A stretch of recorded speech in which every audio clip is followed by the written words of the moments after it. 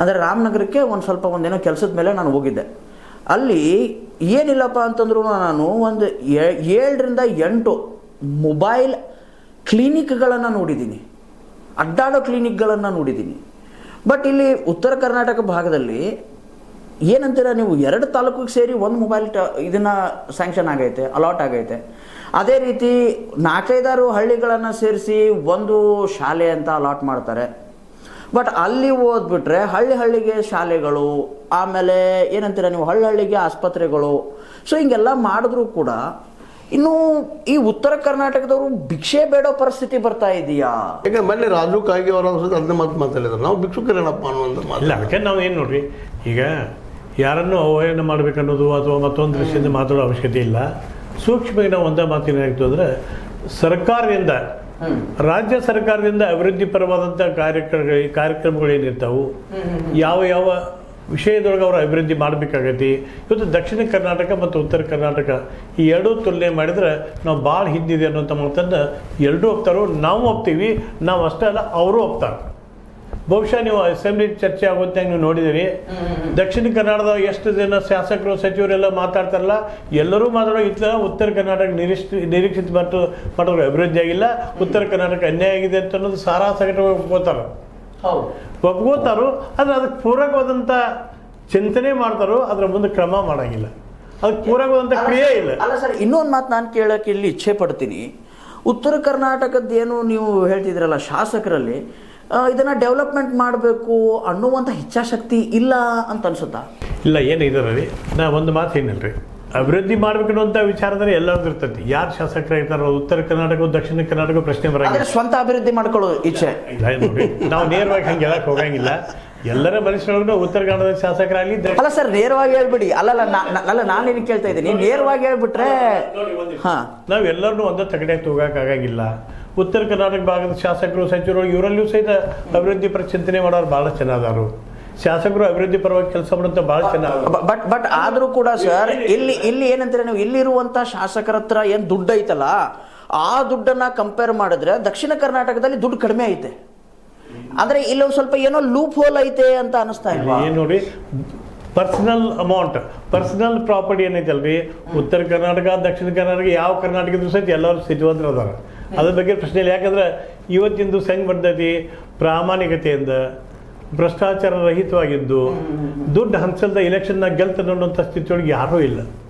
ದುಡ್ಡು ಖರ್ಚು ಮಾಡಿ ಎಲೆಕ್ಷನ್ ಗೆಲ್ಲಬೇಕು ಅನ್ನುವಂಥ ಸ್ಥಿತಿ ಬಂದಾಗ ಇದು ಅನಿವಾರ್ಯ. ರಾಜಕಾರಣ ಅಂದ್ರೆ ಬಂಡನಶಾಹಿ ವ್ಯವಸ್ಥೆ ಕಪಿಮಿಷ್ಟು ಸಿಕ್ಕಿಬಿಟ್ಟೈತಿ ಇವತ್ತು ಪ್ರಜಾಪ್ರಭುತ್ವ. ಅದು ಅಗದಿ ವಿಚಾರ ಸಂಘಟ ಎಲ್ಲರೂ ಒಪ್ಕೊಂತ ಮಾತು. ಇವತ್ತು ರಿಯಲ್ ಎಸ್ಟೇಟ್ ಮಾಡೋರ, ಇಂಡಸ್ಟ್ರಿಯಲಿಸ್ಟ, ಯಾರಿಗೆ ಕೋಟಿಗಟ್ಟಲೆ ದುಡ್ಡು ಐತಿ, ಯಾರು 20, 30, 40, 50% ಮತ್ತು 100 ಕೋಟಿ ರೂಪಾಯಿ ಖರ್ಚು ಮಾಡಾಡ್ದಾರೋ ಅವ್ರು ಮಾತ್ರ MLA ಆಗಿ ಇಲೆಕ್ಟ್ ಆಗ್ಬೋದಪ್ಪ ಅನ್ನುವಂಥ ಸ್ಥಿತಿಗೆ ಬಂದು ನಾವು ಮುಟ್ಟಿದ್ದೀವಿ. ಅಂಥ ಸಂದರ್ಭದೊಳಗೆ ಯಾರು ಶ್ರೀಮಂತರು ಯಾರು ಬಡವರು ಅಂತ ಹೇಳೋ ಸ್ಥಿತಿ ಇಲ್ಲ. ನಮ್ದೇನಾಯ್ತು ಆಯ್ತು ಬರೋದ್ರೆ, ಈಗ ನೀವು ನಾಳೆ ಸ್ಟ್ರೈಕ್ ಮಾಡ್ಲಿಕ್ಕೆ ಹೋಗ್ತಾ ಇದ್ದಿಲ್ಲ, ಅಲ್ಲಿ 3 ವಿಷಯಕ್ಕೆ ಬರಬೇಕಾಗಿದೆ. ನೀವು ಇದ್ದಂಥವ್ರು ಈಗ ಉತ್ತರ ಕನ್ನಡ ಅನ್ಯಾಯ ಆಗ್ಯದ, ಮತ್ತು ಬೆಳಗಾವಿ 2ನೇ ರಾಜಧಾನಿ ಘೋಷಣೆ ಆಗ್ಬೇಕಂತ ನೀವು ಬಯಸ್ತಾ ಇದ್ದೀರಿ. ಒಂದೇಳೆ ಮಾಡಲಿಲ್ಲ ಅಂತಂದ್ರೆ ಮುಂದಿನ ಹೆಜ್ಜೆ ನಿಮ್ಗೆ ನೋಡಿ, ನಮ್ದು ಪ್ರಾಮಾಣಿಕ ಬೇಡಿಕೆ ಐತಿ. ನಿಮ್ಗೊಂದು ಇದು ಹಿಂದೆ ನಾವು ಸ್ವಲ್ಪ ಹಿಂದೆ ಹೋಗ್ಬೇಕಾಗೈತಿ. ಉತ್ತರ ಕರ್ನಾಟಕ ಅಭಿವೃದ್ಧಿ ಆಗಿಲ್ಲ, ನಮ್ಗೆ ವಂಚನೆ ಆಗೈತಿ, ನಮಗೆ ಈ ವಿಷಯದೊಳಗೆ ತಾರತಮ್ಯಕ್ಕೆ ಒಳಪಟ್ಟಿದ್ದೀವಿ ಅನ್ನೋಂಥ ಭಾವನೆ ನಮ್ಮಲ್ಲಿ ದಟ್ಟವಾಗಿತ್ತು. ಯಾವಾಗ ಬೆಳಗಾವಿ ಸುವರ್ಣಸೌಧ ನಿರ್ಮಾಣ ಮಾಡುವಂಥ ಒಂದು ಸಂಕಲ್ಪವನ್ನು ಸನ್ಮಾನ್ಯ ಶ್ರೀ HD ಕುಮಾರಸ್ವಾಮಿ ಅವರು ನಿರ್ಣಯ ಮಾಡಿದರು. ಅದರ ಹಿಂದಿನ ಪ್ರೇರಕ ಶಕ್ತಿ ಸನ್ಮಾನ್ಯ ಶ್ರೀ HD ದೇವೇಗೌಡರು ಇದ್ದರು. ಅವರ ಒಂದು ಸಂಕಲ್ಪದ ಪರವಾಗಿ ಕಾರಣದಿಂದನೇ ಬೆಳಗಾವಿಗೆ ಸುವರ್ಣಸೌಧ ನಿರ್ಮಾಣ ಮಾಡುವಂಥ ಒಂದು ಉದ್ದೇಶ ಅಥವಾ ಒಂದು ಸಂಕಲ್ಪ ರಾಜ್ಯ ಸರ್ಕಾರದ ಸನ್ಮಾನ್ಯ ಶ್ರೀ ಕುಮಾರಸ್ವಾಮಿಯವರು, ಸನ್ಮಾನ್ಯ ಶ್ರೀ ಯಡಿಯೂರಪ್ಪನವ್ರು ಮಾಡಿದರು. ಮಾನ್ಯ ಮುಖ್ಯಮಂತ್ರಿ ಕುಮಾರಸ್ವಾಮಿಯವರು ಇದ್ರು ಅಂತೇಳಿ ಅವತ್ತು ಆಯ್ತದು. ಸುವರ್ಣಸೌಧ ನಿರ್ಮಾಣ ಮಾಡುವಂಥ ಅಡಿಗೆಲ್ ಸಮಾರಂಭ ಆಯಿತು. ತದನಂತರ ಸನ್ಮಾನ್ಯ ಶ್ರೀ ಯಡಿಯೂರಪ್ಪನವರಿದ್ದಾಗ ಅದು ಪೂರ್ತಿ ಮಾಡಿತು. ಅವಾಗ ನಮ್ಮ ಮನಸ್ಸಿಗೆ ಒಂದು ಭಾವನೆ ಬಂದಿತ್ತು, ಯಾವತ್ತು ಬೆಳಗಾವಿ ಸುವರ್ಣಸೌಧ ನಿರ್ಮಾಣ ಆಯ್ತು, ಇನ್ನು ಉತ್ತರ ಕರ್ನಾಟಕದ ಅಭಿವೃದ್ಧಿ ಪರ್ವ ಚಾಲು ಆಕತಿ. ಇದು ಸುವರ್ಣಸೌಧ ಅಂದ್ರೆ ಒಂದು ಎರಡು ಮಿನಿಟ್ ನಾ ಕ್ಲಿಯರ್ ಮಾಡಿಬಿಟ್ಟವು. ಇನ್ನು ಮುಂದೆ ಇವತ್ತು ಯಾವಾಗ ಬೆಳಗಾವಿ ಸುವರ್ಣಸೌಧ ಐತೆ ಅಂದ್ರೆ, ಇವು ಬೆಂಗಳೂರು ವಿಧಾನಸೌಧ ಏನೈತಿ ಅದೆಲ್ಲ ಬೆಳಗಾವಿ ಸುವರ್ಣಸೌಧ ಐತಿ. ಬೆಂಗಳೂರು ರಾಜಧಾನಿ ಐತಿ, ಅಧಿಕೃತವಾಗಿ ನಮ್ಮ ಬೆಳಗಾವಿ 2ನೇ ರಾಜಧಾನಿ. ಅಲ್ಲ, ಕಟ್ಟಡಕ್ಕೆ ಅನುಗುಣವಾಗಿ ಅಲ್ಲಿದೇನು ವಿಧಾನಸೌಧ ಐತಲ್ಲ ಹಂಗೆ ಇದು ಸುವರ್ಣಸೌಧ ಐತಿ. ನಾ ಏನು ಹೇಳ್ತೇನೆ, ನಮ್ಮ ವಿಚಾರ ಇತ್ತು ಅವತ್ತು. ನಮ್ಮ ಒಂದು ಆಸೆ ನಿರ್ಮಾಣ ಆಗಿತ್ತು ನಮ್ಮಲ್ಲಿ. ನಾವು ಭಾಳ ಆಶಾಗೋಪುರ ಕಟ್ಟಿದ್ವಿ. ಬೆಳಗಾವಿ ಸುವರ್ಣಸೌಧ ಅಂದ್ರೆ ಆಡಳಿತಾತ್ಮಕ ಶಕ್ತಿ ಕೇಂದ್ರ ಆಕೈತಿ. ಬೆಳಗಾವಿ ಸುವರ್ಣಸೌಧ ಇಲ್ಲಿ ಬಂದೈತಿ, ಇಲ್ಲಿ ಕಾರ್ಯಾಂಗ ಬರ್ತೈತಿ, ಸೆಕ್ರೆಟರಿಯೇಟ್ ಬರ್ತದೆ, ಕಾರ್ಯಾಲಯ ಇಲ್ಲಿ ಪ್ರಾರಂಭ ಆಕೈತಿ, ಸೆಕ್ರೆಟರಿಯೇಟ್ ಬರ್ತದೆ, ಅಧಿಕಾರಿಗಳು ಬರ್ತಾರು. ಬೆಳಗಾವಿ ಎರಡನೇ ರಾಜಧಾನಿ ಆಕೈತಿ. ಮತ್ತು ನಮಗೆ ಕನಿಷ್ಠ ಪಕ್ಷ ಉತ್ತರ ಕರ್ನಾಟಕದವ್ರಿಗೆ ಏನು ಬೇಕು ಬೇಡಿಕೆ ಅದಾವು, ಇವೆಲ್ಲ ಪೂರಕವಾದಂಥ ಚಿಂತನೆ ಇಲ್ಲೇ ಆಕೈತಿ. ಅದಕ್ಕೆ ಪೂರಕವಾದಂಥ ಆದೇಶ ಇಲ್ಲೇ ದೊರಿತೈತಿ. ನಾವು ದೂರದ ಬೆಂಗಳೂರಿಗೆ ದುಡ್ಡು ಕರ್ಕೊಂಡು ಹೋಗುವಂಥ ಸಮಸ್ಯೆ ಇಲ್ಲಿರುವಂಥ ಭಾವನೆ ನಮ್ಮಲ್ಲಿ ಆಗಿತ್ತು. ಇವತ್ತು 8 ವರ್ಷ ಆದ್ರಿ. 2012 ಅದೆಲ್ಲ ಅಸ್ತಿತ್ವಕ್ಕೆ ಬಂತು. ಇವತ್ತು 2025 ಮುಗಿಯಾಕೆ ಬಂತಿ. ಅಂದ್ರೆ 13 ವರ್ಷ ಆಯಿತು.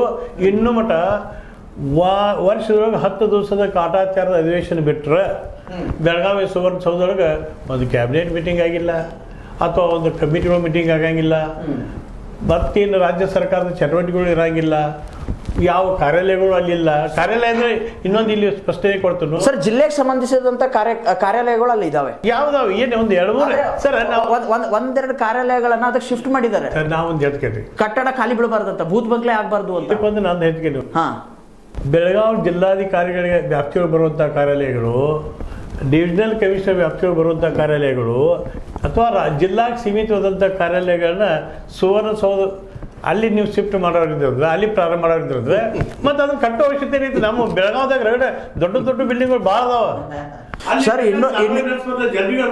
ಸರ್. ಇನ್ನೂ ಒಂದೇನಪ್ಪ ಅಂತಂದ್ರೆ, ನಾಳೆ ನೀವು ಅಲ್ಲಿ ಹೋರಾಟ ಕುಂತಾಗ ಇದು ಒಂದು ಎಬ್ಸಿ ಸರ್. ಅಲ್ಲಿ ಏನು ಸೈನ್ಸ್ ಪಾರ್ಕು ಅದು ಇದೆಲ್ಲ ಮಾಡಿದಾರಲ್ಲ, ಅದರಲ್ಲಿ ಇಷ್ಟು ದೊಡ್ಡ ಒಂದೇನಂತೀರ ನೀವು ಅಕ್ರಮ ನಡೆದಿದೆ ಸರ್. ಅಲ್ಲಿ ಏನೇನೋ ಅದು ಇದು ಹಾಗೆ ಹೀಗೆ ಅಂತ ಹೇಳಿ ಪಂಚಾಯಿತಿ ಜಾಗಗಳನ್ನು, ಈ ಪಂಚಾಯಿತಿ ಜಾಗ, ಆ ಪಂಚಾಯಿತಿ ಜಾಗ, ಆಮೇಲೆ ಅಲ್ಲಿ ಕ್ವಾಲಿಟಿ ಯೂಸ್ ಮಾಡಿರುವಂತಹ ಮಟೀರಿಯಲ್, ಏನು ಸಖತ್ತಾಗಿರೋ ಕ್ವಾಲಿಟಿ ಮಟೀರಿಯಲ್ಸ್ ಯೂಸ್ ಮಾಡಿದ್ದಾರೆ ಸರ್. ಸುವರ್ಣಸೌಧ ಅಧಿವೇಶನ ನಡೆಯುತ್ತೆ, ಮಂತ್ರಿಗಳು ಬರ್ತಾರೆ, ಮುಖ್ಯಮಂತ್ರಿಗಳು ಬರ್ತಾರೆ, ಆ ಒಂದು ಪರಿಕಲ್ಪನೆ ಇಲ್ಲ. ನರೇಗಾ ಯೋಜನೆಯಲ್ಲಿ ಅಡಿಯಲಾಗಿದ್ದು ಏನಂತೀರ ನೀವು, CS ಅವರು ಮಾತಾಡುವಾಗ ಅದ್ರ ಹಿಂದ್ಗಡೆನೆ ಬುಲ್ಡೋಸರ್ ಇಂದ ಅಗಿತವ್ರೆ ಸುವರ್ಣಸೌಧದ ಎದುರುಗಡೆ. ಸೊ ಇವನ್ನೆಲ್ಲ ಕೂಡ ತಾವು ಪ್ರಸ್ತಾಪ ಮಾಡಿ ಆಮೇಲೆ ಒಳ್ಳೆ ಸರ್ ಮುಂದಿಂದು ಪ್ರಶ್ನೆ ಏನಪ್ಪ ಅಂದರೆ,